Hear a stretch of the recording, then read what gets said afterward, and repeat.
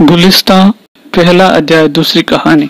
खेरे कुन ए फला वो गनीमत शुमार उम्र जहाँ पेशतर की बांग पर आयद फला नमाद, अर्थात जो दिन जिंदा है इसको गनीमत समझ और इससे पहले कि लोग तुझे मुर्दा कहे नेकी कर जा। कहानी है सुल्तान महमूद सुबुक्तगीन के मरने के 100 वर्ष बाद उसको खुरासान के एक बादशाह ने स्वप्न में देखा।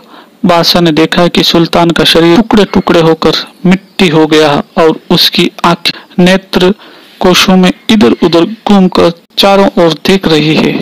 बादशाह ने ज्योतिषी और नजूमियों में इस स्वप्न का फल पूछा, पर कोई कुछ भी नहीं बता सका। तब एक फकीर ने सलाम करके कहा, उसका राज्य दूसरे लोग भोग रहे हैं, इसी से वह चारों ओर देख रहा है। ऐसे बहुत तेरे नामवर लोग जमीन में गाड़ दिए गए हैं, जिन्होंने संसार में आकर कोई ऐसा काम नहीं किया जिसमें पृथ्वी पर उनका नाम रहे। लेकिन नौशेरवा जैसे महापुरुष को मरे यद्यपि एक जमाना बीत गया। कब्र में रखी हुई उसकी लाश गलकर मिट्टी में मिल गई। उसकी एक हड्डी का भी पता नहीं चलता, तथापि उसका पवित्र नाम परोपकार की वजह से अब तक संसार में जिंदा है। इसलिए भाइयों, जब तक जियो नेकी करो और अपनी जिंदगी में फायदा उठाओ, अर्थात अमुक आदमी दुनिया में नहीं रहा, इस आवाज के आने के पहले नेकी कर जाओ। शिक्षा। इस किस्से से हमें परोपकार की शिक्षा मिलती है।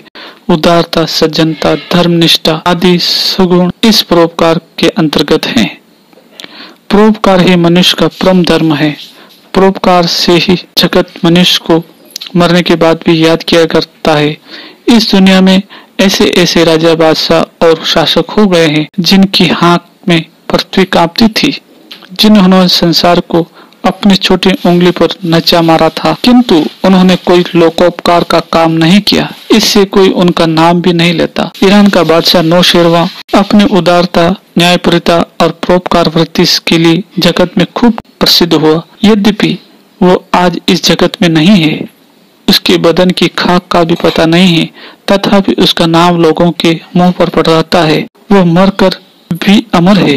इसका कारण केवल परोपकार है। मौत की गोद में जाने से पहले मनुष्य मात्र को भरसक परोपकार करने पर कमर बांधे रहना चाहिए। दूसरी कहानी समाप्त।